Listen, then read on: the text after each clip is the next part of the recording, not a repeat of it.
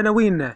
حصريا، النادي الأفريقي ينجح في سباق التعاقد مع ظهير بارز، والعروض تنهال على نجم النادي الأفريقي عربيا وأوروبيا. تلقى توفيق الشريفي عروضا من فرق جزائرية وبعض الفرق التركية، ويفضل حاليا مواصلة المشوار مع النادي الأفريقي.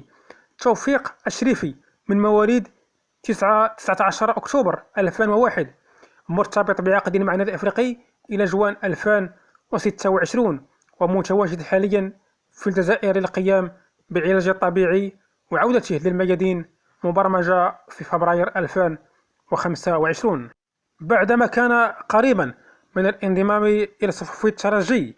والأخير بعدما تعاقد مع إلياس مكوانا الجنوب أفريقي وأيضا البليلي، فتخلى عن صفقة التعاقد مع الظهير أيسر الاتحاد المنستيري هشام بكار.